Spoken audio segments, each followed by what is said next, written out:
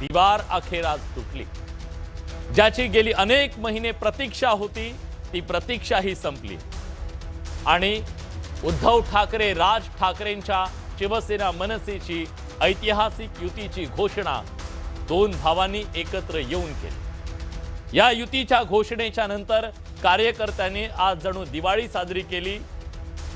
पराभवाच्या गर्तेत सापडलेल्या कार्यकर्त्यांना उभारी देणारी ही युती भाजपचं वादळ थोपवू शकेल का, हाच सवाल आज प्रत्येकाच्या मनात. पुन्हा एकदा लावरे तो व्हिडिओची चर्चा. की एक मुख्यमंत्र्यांचा व्हिडिओ पण फिरतोय ज्याच्यामध्ये ते अल्ला हाफिज असं बनले, बरोबर ना? माझा वाद हा माझ्या विठ्ठलाशी नाहीच आहे, तर त्याच्या आजूबाजूच्या बडव्यांशी आहे. ठाकरे बंधूंच्या युतीवर विरोधकांची टीका. तर या गोष्टी त्यांनी सांगू नयेत. माझ्याकडे खूप व्हिडिओज आहेत.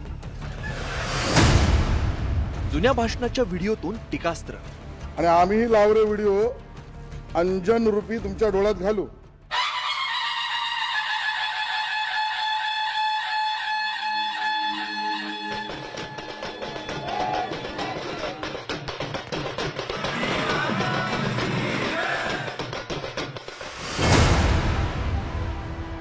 उद्धव ठाकरेंची शिवसेना आणि राज ठाकरेंच्या मनसेच्या ऐतिहासिक युतीची घोषणा झाली, पण त्यापूर्वीच राजकीय वादाची ठिणगी पडली. ठाकरे बंधूंच्या युतीला मत म्हणजे तुष्टीकरणाच्या राजकारणाला मत अशी टीका सत्ताधाऱ्यांकडून केली जाते.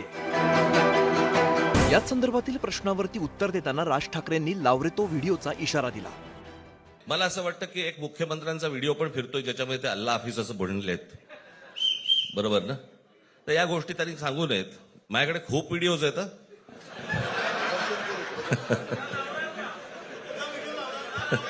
काय ते काय बोलतात त्याच्यावरती माझे व्हिडिओ तयार असतात. 2019चा लोकसभा निवडणुकीचा प्रचार राज ठाकरेंच्या लावरे तो व्हिडिओने गाजवलेला होता.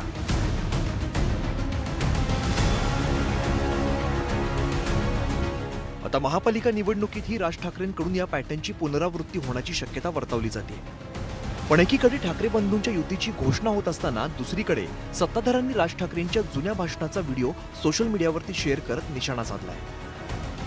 जे लावरे तो व्हिडिओ म्हणणारे आहेत त्यांना सांगतोय, या तुमच्या भाषणांचे असंख्य व्हिडिओ आहेत आमच्याकडे, आणि आम्ही लावरे व्हिडिओ अंजन रूपी तुमच्या डोळ्यात घालू. ठाकरे बंधूंच्या राजकीय युतीचे पडसाद राज्याच्या राजकारणात उमटले नाही तरच नमते. सत्ताधारी भाजप आणि शिंदेच्या नेतृत्वातील शिवसेनेने ठाकरे बंधूंवरती खोचक टीका केली. तर काही तयार करता येतात, पण एक गोष्ट स्पष्टपणे सांगतो, अख्ख्या दुनियेला माहिती आहे देवेंद्र फडणवीस पैदाच हिंदुत्ववादी झाला, हिंदुत्वात पैदा झाला, हिंदुत्वातच मरेल. फक्त मतांकरता भगवी शाल घालणारे आम्ही नाही, फक्त मतांच्या करता रोज मत बदलणारे आम्ही लोक नाही. आम्ही हिंदुत्ववादी कालही होतो, आजही आहोत आणि उद्याही राहू. आमचं हिंदुत्व जनतेने पाहिलेलं आहे आणि त्यांना ते मान्य आहे. पालिका निवडणुकीच्या तोंडावर सत्ताधाऱ्यांनी विरोधकांच्या नेत्यांना गळाला लावण्यास सुरुवात केली आहे. पक्षप्रवेशाचं जणू पेव फुटलंय. भाजप आणि शिवसेनेने प्रवेशाचा धडाका लावलाय. यावरती राज ठाकरेंनी मार्मिक टोला लगावलाय. महाराष्ट्रामध्ये सध्या लहान मुलं पळवण्याची खूप टोळ्या फिरतायत. त्याच्यामध्ये 2 टोळ्या अजून जास्ती ऍड झालेल्या आहेत. ते राजकीय पक्षांमधली मुलं पळवतात आणि जे निवडणुका लढवणार आहेत त्या लढवणाऱ्या सर्व उमेदवारांना दोन्ही पक्षांकडनं उमेदवारी दिली जाईल. ती कधी भरायची, केव्हा भरायची ते आपल्याला कळवलं जाईल. पालिका निवडणुकीच्या पार्श्वभूमीवर भाजप नेते रावसाहेब दानवेंनी बोचरी टीका केली होती.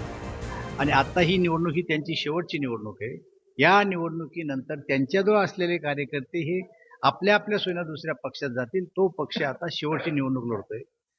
हा पक्ष आता पुढच्या निवडणुकीला दानवेंच्या टीकेला राज ठाकरेंनी खास ठाकरे शैलीत हे उत्तर दिलंय. त्यांच्यावरती प्रतिक्रिया देण्याच्या तरी पातळीचे राहिलेत का ते? त्यांना त्यांच्या पक्षात सुद्धा कोण विचारत नाही.